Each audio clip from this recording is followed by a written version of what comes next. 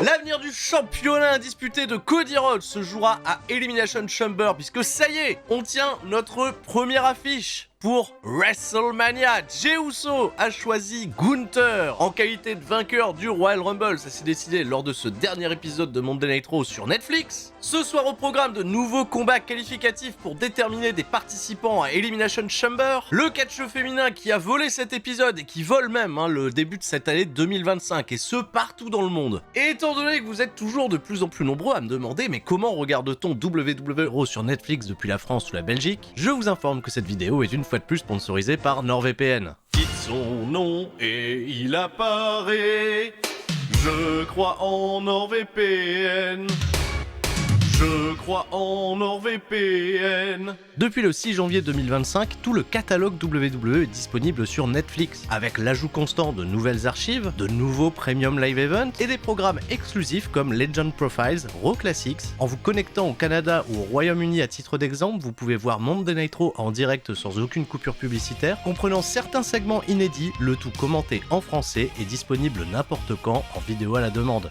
Et en plus de lever n'importe quelle restriction géographique, NordVPN est aussi le VPN le plus rapide de la planète. Vous assure l'anonymat en ligne et vous sécurise face à la collecte des données, l'hameçonnage ou autres sites frauduleux. Alors profitez comme moi de l'abonnement équivalent à moins de 3€ par mois sur 2 ans en passant par mon lien affilié présent en commentaire et dans la description nordvpn.com/sturi. 4 mois d'abonnement offert, satisfait ou remboursé sous 30 jours. Merci encore à NordVPN d'avoir sponsorisé cette vidéo. On se prépare d'ailleurs à vivre Monday Night Raw et SmackDown pendant 2 semaines consécutivement au mois de mars à des horaires totalement convenables au vu de la tournée européenne. Et bonne nouvelle pour cette tournée européenne puisque Monday Night Raw sera en Belgique, plus précisément à Bruxelles le 17 mars. Il y a des chances aussi qu'on y voit l'apparition d'un certain AJ Styles qui apparaîtra cette semaine à Monday Night Raw et des plans pour lui semblent se dessiner à l'approche de WrestleMania. Et avant de se plonger dans cette revue, on va faire un petit détour par l'actualité. La vague des licenciements a fait une autre victime en fin de semaine dernière, à savoir Elektra Lopez, qui était pourtant apparue. Aux côtés de Legado del Fantasma lors du dernier épisode de SmackDown, Elektra Lopez est apparue dans la section Alumni et on en a déduit via les dirt sheets qu'elle avait été, elle aussi, victime de cette vague de licenciements. 13 catcheurs en moins d'une semaine. WWE fait de la place et attend peut-être de nouvelles recrues du côté de NXT et du Performance Center, étant donné que de nouveaux noms ont été déposés, des noms assez étonnants, je vous laisse faire votre propre opinion là-dessus, et peut-être de la place également faite à de nouveaux free agents très intéressants qui débarquent sur le marché, libérés de leur contrat du côté de All Elite Wrestling. The Absolute Ricky Starks est désormais libre d'apparaître là où il le souhaite, et pourrait, comme beaucoup le spéculent, devenir un acteur majeur de NXT. Aussi 2 départs qui vont faire pas mal de bruit et peut-être des retours au bercail attendus du côté de WWE pour Aleister Black. Également libre de tout engagement, celui qui n'a pas convaincu Vince McMahon mais qui était un vrai projet de Triple H à l'époque de NXT, pourrait peut-être faire un retour plutôt impactant, ainsi que l'ancien Rusev Miro, libre lui aussi de tout engagement. Sa période du côté de All Elite Wrestling n'aura pas laissé d'incroyables souvenirs, un run de champion TNT et plus d'utilisation pendant une année complète. On s'est jamais véritablement mis d'accord sur son écriture du côté de la structure de Jacksonville.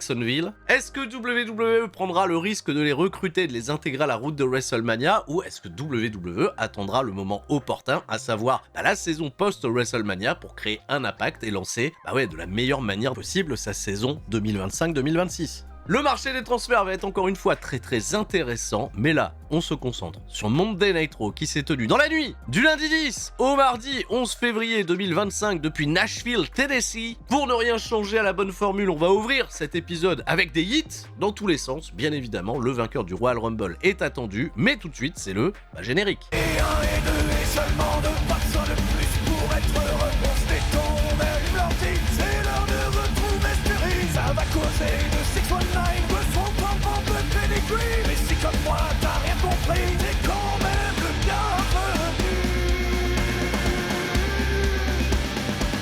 C'est ça le catch, de la passion et du fun. On se prépare pour le corps à corps, donc tout le monde reste fort. Jey Uso, comme à son habitude, fait son arrivée depuis la foule. De la magie plein les yeux pour les enfants avec qui il hit. Voilà, et vous aussi, ça hit chez vous, ça hit dans tous les sens. On arrive au ring, on coupe la musique, le public fait un rappel, on rallume la musique. On hit sur les cordes, on va même hitter sur la table de Michael Cole et de Pat McAfee. Mais ce Jey Uso qui célèbre comme s'il avait marqué un but à la finale de la Coupe du Monde va se faire interrompre violemment par le champion World Heavyweight Gunther, qui en a marre. Lui, il est pas trop hit à la passe, bon. Une manière certes de casser le délire et de passer un message, même pour les gamins qui hit, voilà, on l'enlève sa veste, on la balance sur un gosse qui avait rien demandé. Plus de peur que de mal, même Pat McAfee en a fait une petite référence. Et évidemment, immense passage à tabac de Gunther envers Jey Uso, on va envoyer le service de sécurité, régler un peu tout ça, calmer le tir. Et Jey Uso, laissé sur le ring, avait encore assez de jus pour prendre le micro et annoncer que son choix pour WrestleMania était fait. Il choisit d'affronter Gunther pour le championnat World Heavyweight. Il va pas falloir attendre longtemps dans l'émission pour que ça soit officialisé. Gunther, qui a voulu remonter la rampe pour s'en prendre à nouveau à Jey Uso, va se faire accueillir d'un incroyable suicide dive au-dessus de la 3e corde, dans une ambiance limite euphorique. Oui, c'est à nouveau la bataille de l'underdog contre le champion terrifiant. C'est l'histoire que WWE a choisi de nous raconter et qui va laisser de ce fait Cody Rhodes et son championnat WWE indisputé comme le trophée ultime à aller chercher pour ceux qui participeront à Elimination Chamber à Toronto. Un segment que j'ai trouvé particulièrement efficace. Gunther, il a promis l'enfer à Jey Uso. On va voir jusqu'où se porte cet enfer. Ça sera intéressant, d'autant plus de voir comment Gunther sera bâti comme une montagne infranchissable.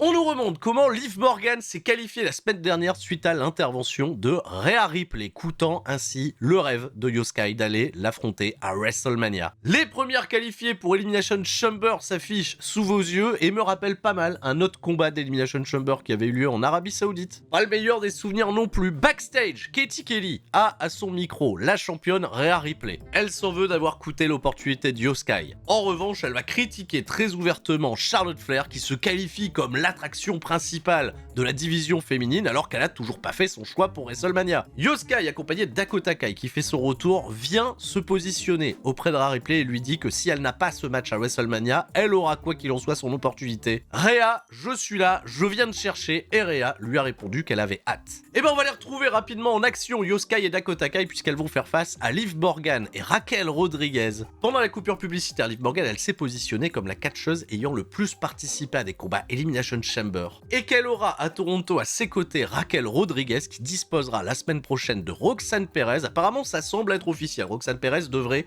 intégrer le roster principal. Dernier arrêt pour elle, ça sera ce week-end à Vengeance Day où elle aura une dernière opportunité d'aller chercher le titre de Julia ainsi que Bayley. Un triple threat match qui sur le papier a pas mal de gueule, ça c'est ce week-end, NXT Vengeance Day. Dakota Kai, elle fait donc son combat de retour aux côtés d'Io Sky, elle qui a été écartée quelques semaines pour une commotion cérébrale. Ça va, ça n'a pas été une longue absence, elle a raté quand même le Royal Rumble où je pense elle était attendue pour une très bonne perf. Alors que le vent semblait plutôt souffler en faveur d'une victoire de Liv Morgan et Raquel Rodriguez qui, je le rappelle, ont vaincu les championnes par équipe Bianca Belair et Naomi dans un combat où le titre n'était pas en jeu, le match de championnat n'a pas encore été annoncé, et bah Dakota Kai et Io Sky vont probablement bouleverser ses plans parce qu'au terme d'un excellent match de 15 minutes, où les 4 filles impliquées dans cette guerre ont clairement mouillé le maillot, on a eu un récital quasiment parfait où Io Sky et Dakota Kai ont remporté le débat final. Une bagarre qui a fait des dégâts étant donné que Liv Morgan s'est pété l'arcade sur une manœuvre, on le suppose, portée par sa propre partenaire, c'est vous dire. Un combat très recommandé de cette semaine, vous pouvez le voir les yeux fermés, enfin si, ouvrez les yeux quand même. Et je vais me permettre tout de suite cette ellipse parce que Io Sky, après cette grosse victoire, va aller backstage réclamer son opportunité à Rhea Ripley et une opportunité qui lui sera donnée pour l'épisode de Monday Night Raw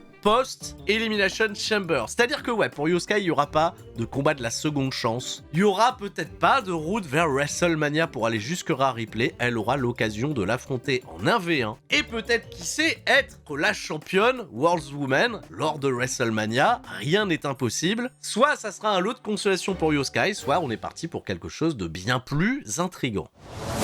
On reste dans la division féminine avec un combat qualificatif pour Elimination Chamber, la championne intercontinentale Lyra Valkyria face à Bayley. Avis aux collectionneurs d'ailleurs, j'ai adoré le fait que le match soit présenté avec les cartes WWE Topps Chrome. En 2025, WWE est à nouveau partenaire de Topps et non plus Panini pour la promotion et la vente de ces cartes de collection. On en a déballé d'ailleurs quelques-unes sur Twitch, on a fait un premier pack opening qui est d'ailleurs disponible en rediffusion sur la corde à linge. On déballera d'autres paquets prochainement, il y a une petite hype non négligeable sur ces cartes. C'est un peu une première que WWE en fasse autant la promotion pendant ses épisodes en weekly. Et dans un registre très différent de la grosse guerre qu'on a eu dans le match tag précédemment, on va avoir une vraie rencontre très technique entre Lyra Valkyria et Bayley, qui campent toutes les deux des positions de babyface. Clairement, Lyra Valkyria, elle est au sommet de son art dans tout ce qui est phase de chain wrestling, ça me régale toujours autant. Bayley, elle est pas du tout à la ramasse, elle a vraiment élevé son jeu ces derniers mois. Et on va avoir là encore une rencontre très disputée qui va durer un peu plus de 12 minutes, qui est restée compétitive jusqu'au bout. On pouvait pas la terminer de manière très clean, avec une grosse victoire décisive par finish. On y a été sur le contre d'une magistrale pour permettre à Bayley d'obtenir une victoire pour un compte de 3. Beaucoup de fair play en fin de combat, les deux femmes se sont serrées la main, elles sont prêtes à se affronter si besoin. Bayley prend la direction d'Elimination Chamber pour Lyra Valkyria. On sait très bien quel programme va l'attendre. Elle va recroiser backstage Ivy Nile, qui a décidé de partir en quête de ce championnat intercontinental féminin. Une première défense que j'espère WWE ne va pas tarder à mettre en place, étant donné que Lyra Valkyria pour le moment n'a pas encore défendu ce championnat fraîchement inauguré. Vraiment mesdames, bravo pour tout le catch féminin cette semaine et même tout le catch féminin à travers le monde entier depuis le début de l'année 2025. C'est pas anodin, j'en parle quand même juste par pure passion, mais entre ce qui se passe au Japon du côté de Stardom, l'immense programme chez All Elite Wrestling entre Toni Storm et Maria May, et l'immense performance peut-être un peu plus obscure entre Jamie Hayter et Alex Windsor ce week-end en Angleterre, j'ai l'impression qu'il y a un immense boom autour du catch féminin en 2025 et j'espère évidemment que ça va se poursuivre au courant de l'année.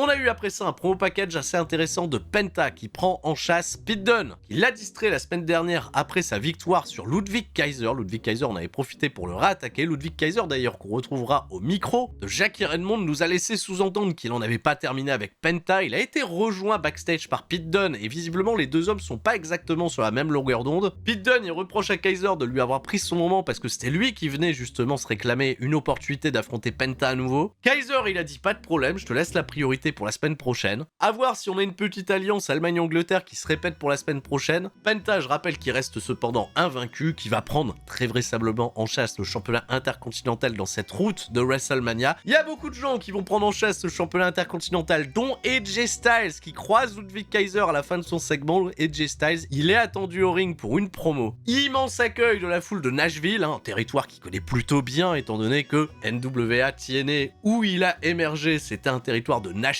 au début des années 2000. AJ Styles, il est clairement revenu à Monday Nitro en full babyface. Il a encore une longue liste de choses à accomplir et il va se faire interrompre par quelqu'un qu'on attendait peut-être pas à ce moment-là, Dominic Mysterio, accompagné de Carlito. Évidemment, comme d'habitude pour Dominic Mysterio, c'est assez dur d'en placer une, mais c'est le petit comité d'accueil pour Monday Nitro pour rappeler que ici, le Judgment Day dirige les choses. Alors évidemment, AJ Styles, il prend pas du tout la menace de Dominic Mysterio au sérieux. Comment ça, le Judgment Day gère les choses? Ça doit faire un bail que je suis pas venu ici. Où est Damian Priest? Où est Rhea Ripley? Pourquoi c'est pas Finn Balor qui vient m'accueillir? Cependant, AJ Styles, il aura pas que des tirs pour Dominic Mysterio. Il va lui faire quelques compliments, il va lui dire qu'il respectait son éthique de travail. Mais je te verrai toujours comme le gamin un peu débile de Rey Mysterio. Ça n'a pas plu à Dominic qui est parti à l'assaut. AJ Styles l'a contré. Carlito, il a créé le surnom, mais ça sera de courte durée. AJ Styles va débarrasser le ring, chasser Carlito après un phénoménal forearm. Communier avec le public et bien évidemment, AJ Styles plus tard, on le retrouvera aux côtés d'Adam Pearce. Il obtiendra un combat la semaine prochaine contre Dominic Mysterio avant de croiser le champion intercontinental Bron Breakker,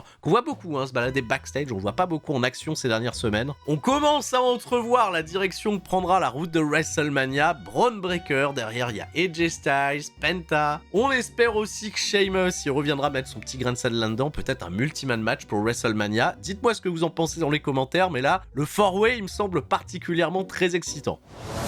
Jackie Redmond à son micro, elle reçoit l'un des potentiels participants à Elimination Chamber. Pour le moment, rien n'est fait, ça se décidera la semaine prochaine. Seth Rollins affrontera Finn Balor. Mais Seth Rollins, il fait déjà des plans sur la comète. Il félicite Jey Uso d'avoir choisi Gunther, laissant de ce fait le champ libre pour lui pour aller chercher Cody Rhodes, ce main event de Mania qui l'attend pour vaincre enfin celui qui, en premier lieu, il a aidé à obtenir ce championnat WWE indisputé. Il parlera également des autres participants d'Elimination Chamber, Drew McIntyre, CM Punk avec qui il entretient une grosse histoire. Et bien c'était le bas de signal pour envoyer Finn Balor lui rappeler que il n'était pas encore qualifié pour l'Elimination Chamber, que Balor il était tout simplement là pour le downfall de Seth Rollins, un défi très personnel pour lui étant donné toute l'histoire qui a lié ces deux hommes au courant de l'année 2023. Rollins il a répondu à Finn Balor que c'était lui qui se tenait sur son chemin, mais à partir de la semaine prochaine il ne se tiendra plus du tout. Une bonne manière de nous hyper le match, même si Finn Balor part pas avec les meilleurs des arguments. On passe ensuite à un match pour les championnats par équipe qui nous avait été annoncé la semaine dernière. Ivar et Eric, les War Raiders, défendent contre les Creed Brothers. Julius et Brutus, accompagnés de Ivy Nile, qui ont été envoyés en mission par Chad Gable, qui lui est parti apprendre la lucha libre. C'est dommage, on n'a pas eu de vignette. On a eu 12 minutes d'action particulièrement rudes qui m'ont presque rappelé le King Joe du côté de All Japan dans les années 90. Ça cognait très très fort et c'est aussi impressionnant de voir des catcheurs poids lourds aussi agiles nous claquer des saltos arrière, des manœuvres acrobatiques tout en se rentrant d'immenses parpaings dans la figure. Il y a une très très bonne alchimie j'ai trouvé entre les War Raiders et les Creed Brothers. Et ce match restera au final qu'un petit avant-goût de ce qu'on pourrait avoir dans les semaines à venir, étant donné que Julius Creed il a fini par péter un câble et attaquer l'un des champions avec sa propre ceinture. Les Creed Brothers vont donc poser avec des titres qu'ils n'ont pas remportés. J'ai totalement confiance en ces deux équipes pour aller pousser un combat plus important et pourquoi pas même se mériter une place à Elimination Chamber. La division tag de SmackDown elle a été représentée en Premium Live Event, ce serait cool également que celle de Monday Night Raw le soit. Backstage on va retrouver Finn Balor qui rejoint les membres du Judgment Day, c'est pas le plus grand des amours. Aujourd'hui le Judgment Day il a essuyé des défaites, Liv Morgan elle essaye de rassurer Finn Balor en lui disant je participe à Elimination Chamber, Raquel elle va participer aussi à Elimination Chamber, on va obtenir des nouveaux title shots pour les titres par équipe.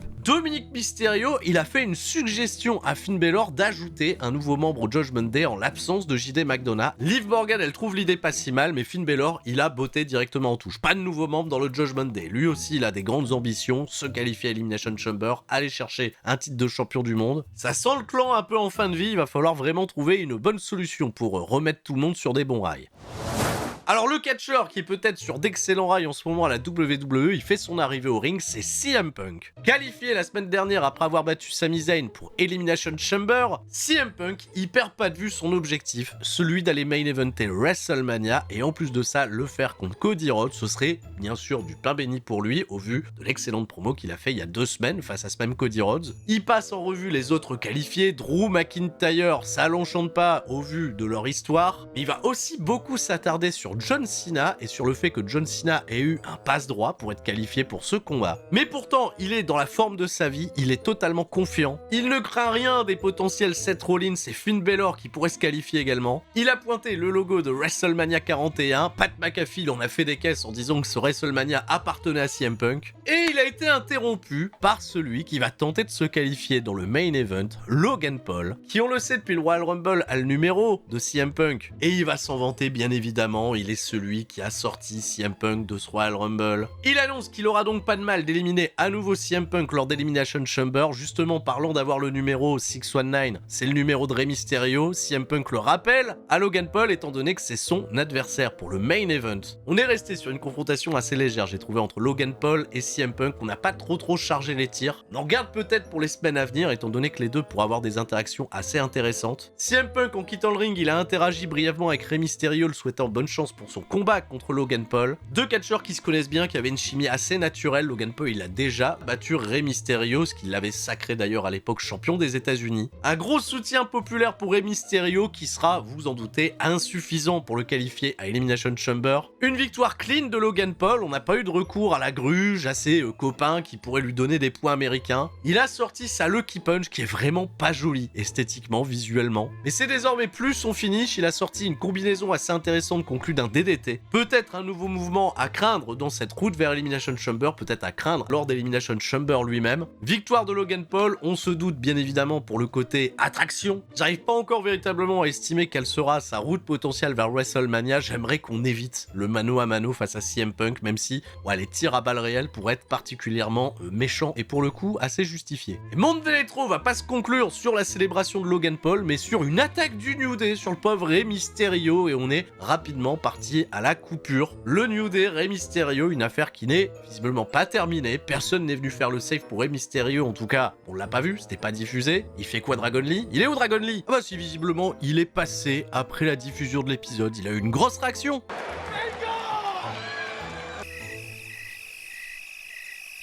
Ça conclut un épisode de Monday Nitro un peu plus court que les précédents et c'est pas pour me déplaire. Encore une fois, toutes mes félicitations à la division féminine qui a vraiment brillé pendant cet épisode et ça fait du bien. On se donne rendez-vous ce samedi pour le SmackDown Recap. Avant ça, bien évidemment, détour sur twitch.tv/Turi316 pour débriefer le show New Japan New Beginning. On fera malheureusement un débrief sans image étant donné que New Japan a striké une partie de ma chaîne YouTube cette semaine. On suivra également le groupe build-up de AEW Grand Slam qui se tiendra en Australie. Il y aura également un case passé à venir sur la chaîne. Le Catch Rayon en 2025, c'est tout pour moi. Je vous souhaite une excellente soirée. Et tout le monde, reste fort. C'était Sturi. Ciao. Bye bye.